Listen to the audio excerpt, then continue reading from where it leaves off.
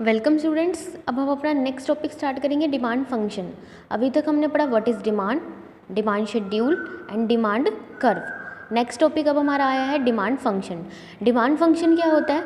Demand function shows the relationship between demand for a commodity and its various determinants. ये क्या कहना चाह रहा है कि जो डिमांड फंक्शन है वो क्या करता है? रिलेशनशिप शो करता है किसके बीच में? जो हमारी कॉमोडिटी है, हमने किसी कॉमोडिटी की डिमांड की है, उस डिमांड को अफेक्ट करने वाले जितने भी उसके डिटर्मिनेंट्स हैं उनके बीच में क्या रिलेशन है, वो कौन एक्सप्लेन करता है? Demand function. अगर दूसरी वे में आपको मैं समझाने की कोशिश करूँ तो डिमांड फंक्शन क्या है कि डिमांड फंक्शन एक ऐसा रिलेशनशिप शो करता है किसके बीच में? डिमांड के बीच में। इट मीन्स किसी कॉमोडिटी की हम डिमांड करते हैं और उस डिमांड को कौन कौन से फैक्टर क्या करते हैं? अफेक्ट करते हैं जब हम किसी कॉमोडिटी को खरीदते हैं, उसकी डिमांड करते हैं। ओके, उसे हम क्या कहते हैं? डिमांड फंक्शन बोलते हैं। तो हमारे जो फर्स्ट पॉइंट आता है उसे हम क्या कहते हैं? Individual demand function. देखो अभी तक हमने पढ़ा ना, इंडिविजुअल डिमांड फंक्शन मतलब जिसमें सिर्फ डिमांड के ऊपर इफेक्ट पड़ता है। अब डिमांड के ऊपर कौन कौन से फैक्टर्स का इफेक्ट पड़ता है? क्योंकि देखो अभी तक हमने पढ़ा दो टाइप के हमारे डिमांड शेड्यूल थे, दो टाइप के हमारे क्या थे? डिमांड कर्व थे। तो ऐसे ही डिमांड फंक्शन भी हमारे टू टाइप के थे, एक इंडिविजुअल डिमांड फंक्शन और सेकेंड आता है हमारा मार्केट डिमांड फंक्शन। तो इंडिविजुअल डिमांड फंक्शन में देखो नाम से ही क्लियर है, जो किसी एक इंडिविजुअल कंज्यूमर की डिमांड को हम क्या करते हैं? जब रिलेट करते हैं। तो उसमें फर्स्ट आता है price of a commodity. Price of a commodity का मतलब क्या होता है कि जिस भी प्रोडक्ट को हम परचेज़ कर रहे हैं, जिस भी कॉमोडिटी को हम परचेज़ कर रहे हैं, उसी के ही प्राइस को जब हम क्या करते हैं? रिलेट करते हैं। ठीक है, फॉर एग्जांपल आप कोई पेन परचेज़ करने के लिए जाते हो, तो पेन को परचेज़ करते टाइम सबसे पहले आप क्या देखोगे? उस पेन का ही प्राइस देखोगे ना कि वो कम है या ज़्यादा है, उसके बिहाफ पे क्या लोगे? डिसीजन लोगे। तो वो क्या होगा? Price of a commodity. Price of a commodity में क्या कहते हैं? Other thing beings equal. Other thing beings equal का मतलब क्या होता है कि डिमांड के ऊपर सिर्फ उसी के प्राइस का इफेक्ट पड़ेगा, जो अदर फैक्टर्स होंगे वो क्या रहेंगे? सेम रहेंगे। इसको हिंदी में क्या बोलते हैं? अन्य बातें समान रहने पर। इट मीन्स जो हमारी वस्तु की कीमत है, हमारी कॉमोडिटी का प्राइस है, उसका तो अफेक्ट डिमांड पे पड़ेगा, उसको हम कंसीडर करेंगे। लेकिन जो कोई अदर डिटर्मिनेंट है या फिर अदर कोई अफेक्ट है जो प्राइस के ऊपर पड़ता है, उसको हम कंसीडर नहीं करेंगे, उसको हम क्या करेंगे? छोड़ देंगे। ठीक है, तो अदर थिंग बीइंग्स इक्वल, अन्य बातें समान रहने पर सभी हमारे जो अदर फैक्टर हैं वो सेम रहेंगे। जब किसी कमोडिटी का प्राइस बढ़ जाता है तो हम डिमांड क्या करते हैं? कम कर देते हैं। अब देखो होता है ना, कई बार कोई चीज़ महंगी हो जाती है, आप किसको क्या करते हो? परचेज़ करना कम कर देते हो। तो यहाँ पे भी सेम आता है, अगर प्राइस ज़्यादा है तो डिमांड कम, लेकिन अगर किसी प्रोडक्ट की प्राइस कम हो जाती है, प्राइस कम हो जाने से आप उसकी क्या करोगे? डिमांड ज़्यादा कर दोगे। यही हमारा क्या होता है? Price of a commodity. मतलब एक प्राइस का दूसरी डिमांड के ऊपर क्या इफेक्ट पड़ता है? प्राइस ज़्यादा डिमांड कम, प्राइस कम डिमांड ज़्यादा। तो इसलिए हम इसको क्या कहते हैं? इन्वर्स रिलेशनशिप बोलते हैं। इन्वर्स रिलेशनशिप मतलब इनका क्या होता है? अपोजिट रिलेशन होता है। ठीक है, इन्वर्स, इसलिए हम इसको क्या बोलते हैं? नेगेटिव रिलेशन भी बोलते हैं। ठीक है, तो there is a inverse relationship between price of a commodity and its demand. इसका मतलब क्या कह रहा है कि किसी कॉमोडिटी का प्राइस और उसकी डिमांड का क्या होता है? इन्वर्स रिलेशन होता है, एक दूसरे के अपोजिट होती है। कैसे अपोजिट है? कि प्राइस इंक्रीज हुआ तो डिमांड कम हो जाएगी और प्राइस डिक्रीज हुआ तो डिमांड क्या हो जाएगी? ज़्यादा हो जाएगी। उसे ही हम क्या बोलते हैं? लॉ ऑफ डिमांड भी बोलते हैं। ये वैसे आपका नेक्स्ट टॉपिक भी आएगा, उसमें हम अच्छे से एक्सप्लेन करेंगे। ओके, उसके बाद नेक्स्ट आता है हमारा इनकम ऑफ कंज्यूमर, कि कंज्यूमर की इनकम के ऊपर भी डिपेंड करता है। अब देखो किसी पर्सन की इनकम ज़्यादा है तो क्या वो ज़्यादा डिमांड कर सकता है? नहीं कर सकता, क्योंकि जितनी इनकम होगी उसे हम उतना ही परचेज करेगा ना वो। तो इनकम के टाइम में हम दो चीज़ों को कंसीडर करते हैं। फर्स्ट क्या होती है? हमारी नॉर्मल गुड्स होती है, जो हमारी नॉर्मल रूटीन की गुड्स होती है। लेकिन दूसरी गुड्स कौन सी होती है? Inferior goods. इन्फीरियर गुड्स मतलब घटिया क्वालिटी की वस्तुएं, ठीक है, जिनकी क्वालिटी अच्छी नहीं होती। तो अगर मैं नॉर्मल गुड्स के केस में बात करूं तो हमारा जो डिमांड का और प्राइस इनकम का और जो डिमांड का रिलेशन होता है वो पॉजिटिव रिलेशन होता है। वो कैसे होता है? अगर इनकम हमारी ज़्यादा होगी तो डिमांड भी हम क्या करेंगे? ज़्यादा करेंगे। देखो ऑब्वियस सी बात है कि अगर आप पहले 10,000 रुपये कमाते थे, लेकिन अब आपकी इनकम 10,000 से 20,000 हो जाती है, तो आप क्या डिमांड तो ज़्यादा करोगे? ये तो है नहीं कि आप 10,000 आप अपने पॉकेट में रखोगे। ये ऑब्वियस ही बात है, वो खर्च करोगे ही करोगे, आप डिमांड ज़्यादा करोगे ही करोगे, ठीक है। तो नॉर्मल गुड्स के केस में क्या होता है, पॉजिटिव रिलेशन होता है। इनकम इंक्रीज होगी तो डिमांड भी इंक्रीज हो जाएगी, अगर इनकम डिक्रीज होगी तो डिमांड भी क्या हो जाएगी, डिक्रीज हो जाएगी। बट अगर हम किसकी बात करें, इन्फीरियर गुड्स की, इन्फीरियर गुड्स मतलब घटिया क्वालिटी की वस्तुएं, उसमें क्या होगा, हमारा नेगेटिव रिलेशन होता है। नेगेटिव रिलेशन कैसे, अब मान लो आपकी इनकम बढ़ जाती है, अगर आपकी इनकम इंक्रीज होगी तो क्या आप इन्फीरियर गुड्स खरीदोगे, नहीं। आपकी इनकम बढ़ने से आप अच्छे क्वालिटी के गुड्स को परचेज करना स्टार्ट कर दोगे। इट मीन्स आपकी इन्फीरियर गुड्स की जो डिमांड है वो क्या हो जाएगी, डिक्रीज हो जाएगी। समझ आया। तो इनकम इंक्रीज होने से इन्फीरियर गुड्स की डिमांड कम हो जाती है। लेकिन अगर आपकी इनकम कम हो जाती है, अब इनकम कम होगी तो आपको देखो, आपकी लाइवलीहुड के लिए आपको क्या करना पड़ेगा, जीवन जीने के लिए आपको गुड्स कुछ परचेज करनी पड़ेगी। तो आप क्या करते हो, कुछ इन्फीरियर गुड्स, कुछ घटिया क्वालिटी की वस्तुएं खरीदना स्टार्ट कर देते हो ताकि आपका काम चल सके। तो इट मीन्स इनकम डिक्रीज होने से इन्फीरियर गुड्स की डिमांड इंक्रीज हो जाएगी। उसे हम क्या बोलते हैं, नेगेटिव इफेक्ट बोलते हैं। समझ आया आपको। उसके बाद हमारा थर्ड डिटर्मिनेंट्स आता है price of related goods. Related goods का मतलब होता है, देखो पहले हमने पढ़ा price of A commodity. Price of A commodity का मतलब क्या है कि जो गुड्स हम परचेज कर रहे हैं उसी के प्राइस को हम कंसीडर करते हैं। लेकिन इसमें हम जो गुड्स परचेज कर रहे हैं उसके प्राइस को ना देख के, बल्कि उससे रिलेटेड कोई अदर प्रोडक्ट है, अदर कमोडिटी है, उसके प्राइस को जब हम कंसीडर करते हैं। तो हमारे रिलेटेड गुड्स टू टाइप के हो सकते हैं। फर्स्ट क्या हो सकता है, सब्स्टिट्यूट गुड्स। सेकेंड क्या होता है, कॉम्प्लीमेंट्री गुड्स। अब फर्स्ट क्या आता था, सब्स्टिट्यूट गुड्स। सब्स्टिट्यूट गुड्स कौन से होते हैं, those goods which can be substitute, मतलब वो गुड्स जिसको हम सब्स्टिट्यूट कर सकते हैं, मतलब बदल सकते हैं। अगर आपके पास कोई एक चीज़ नहीं है तो उसके बदले में आप दूसरे का यूज़ कर सकते हो। फॉर एग्जाम्पल टी है, अब टी और कॉफ़ी में आप एक दूसरे को सब्स्टिट्यूट कर सकते हो क्योंकि दोनों क्या ड्रिंक है, मतलब आपको पीने के लिए यूज़ की जाती है। या फिर आपके पास जेल पेन है और एक बॉल पेन है।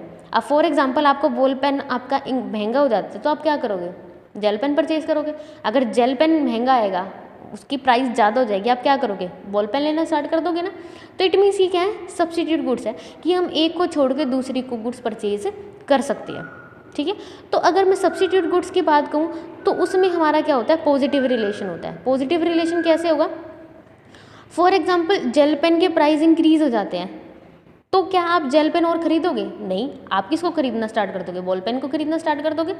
तो इट मीन्स एक गुड के प्राइस बढ़ने से, प्राइस इंक्रीज होने से उसके रिलेटेड गुड्स की डिमांड क्या हो जाती है, इंक्रीज हो जाती है। ये ध्यान रखना, प्राइस एक कमोडिटी का रहेगा, डिमांड आपकी रिलेटेड गुड्स की रहेगी।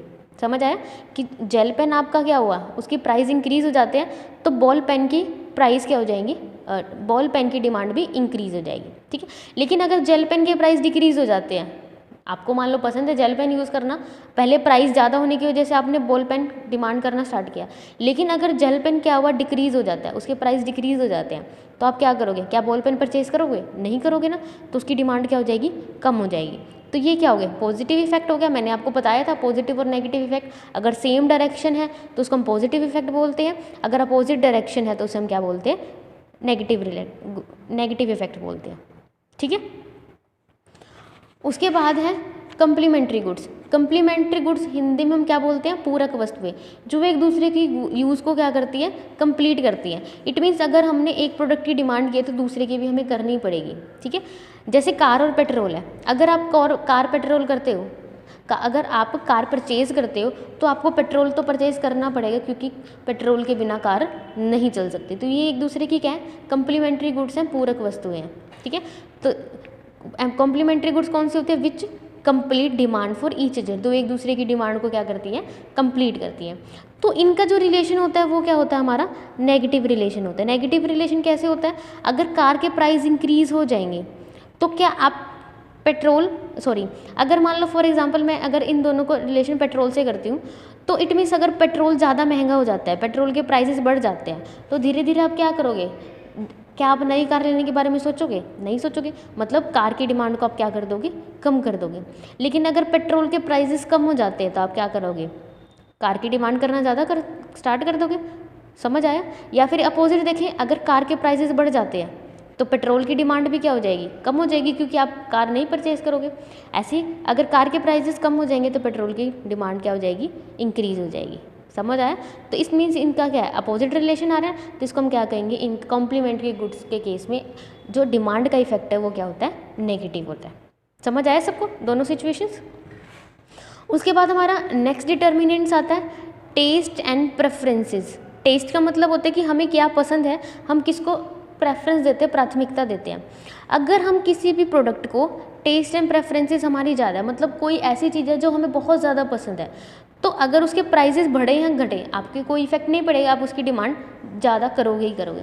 लेकिन अगर आपको कोई चीज़ पसंद नहीं है, आपकी प्रेफरेंस नहीं है उस चीज़ को, नहीं कि मुझे पसंद नहीं है, तो आप क्या उसे परचेज़ करोगे? नहीं करोगे, इतनी डिमांड भी कम हो जाएगी। ठीक है, तो इन द सेंस में क्या कहना चाहते हैं कि अगर आपको कोई प्रोडक्ट में आपका टेस्ट है, प्रेफरेंस है, मतलब आपको वो चीज़ बहुत ज़्यादा पसंद है, तो आप डिमांड ज़्यादा करोगे। अगर आपको वो पसंद नहीं है तो आप उसकी डिमांड नहीं करोगे, कम कर दोगे। उसके बाद हम आता है एक्सपेक्टेशन।